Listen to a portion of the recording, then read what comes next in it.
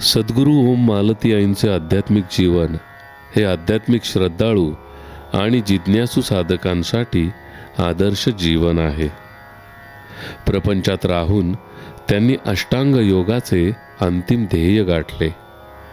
गुरुकृपेने कुंडलिनी योग सिद्ध केला.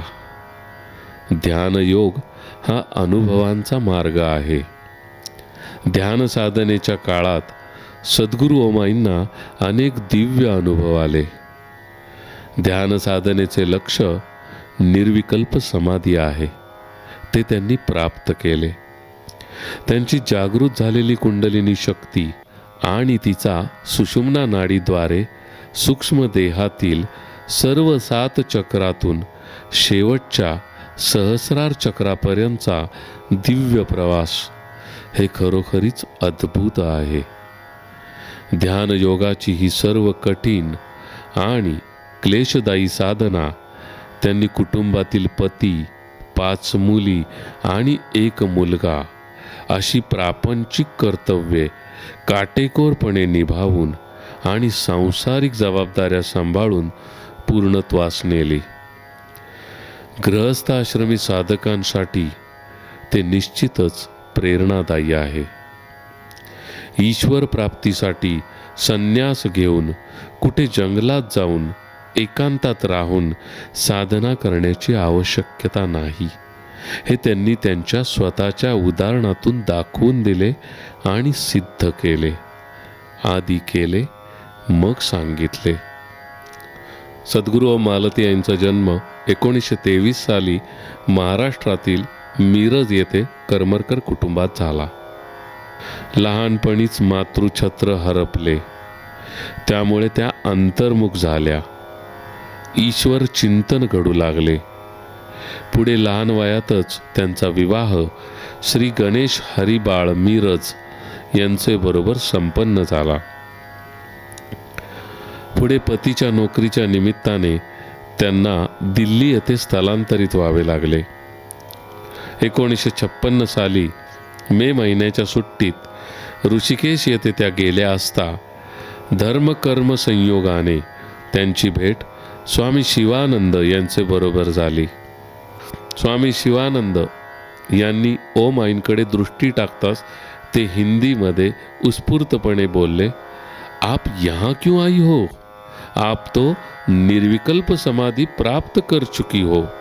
त्या सोनेरी क्षणाने त्यांचे पुढील आध्यात्मिक जीवन उजळून निघाले. ध्यानात त्यांची झटपट प्रगती झाली.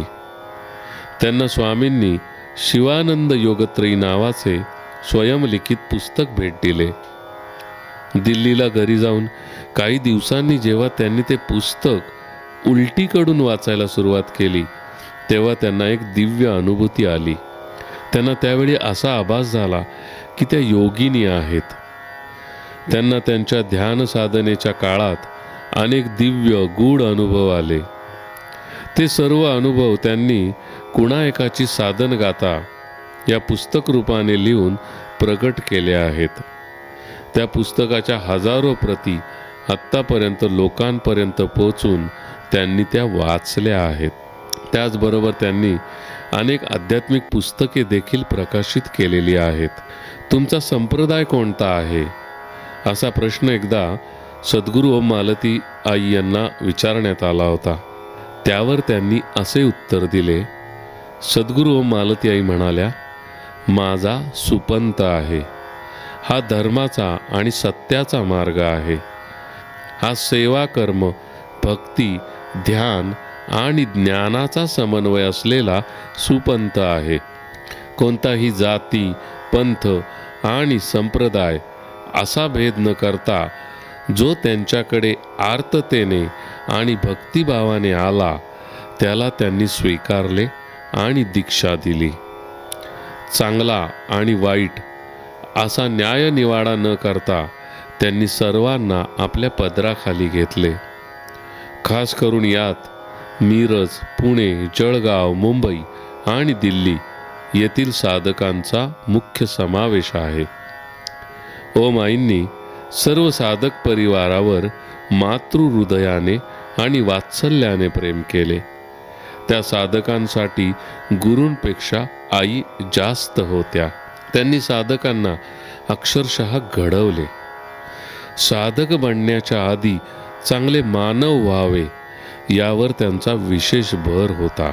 त्यांनी परम गुरुदेव स्वामी शिवानंद यांचे आज्ञेवरून गुरुपद स्वीकारले. मिरज येथे पहिले ओम मालती तपोवन 1990 साली उभारले. दुसरे जळगाव येथे 1995 साली निर्मिले. 2009 साली सद्गुरू ओम मालती आई ब्रह्मलीन झाल्या. त्यांची समाधी मिरज येथील तपोवनात आहे. आणि तिसरे तपोवन पुणे येथे 2014 साली त्यांच्या आज्ञेवरून निर्मित करण्यात आले आहे. आजपर्यंत हजारो साधक त्यांच्या आध्यात्मिक उपदेशाने आणि मार्गदर्शनाने आध्यात्मिक मार्गात अग्रेसर झाले आहेत. साधनेत त्यांच्या कृपा आशीर्वादाने यशस्वीरित्या मार्गक्रमण करत आहेत. अशा थोर महान सद्गुरूंना आमचे कोटी कोटी वंदन आणि नमन. ओम विश्वम शांतिमस्तु.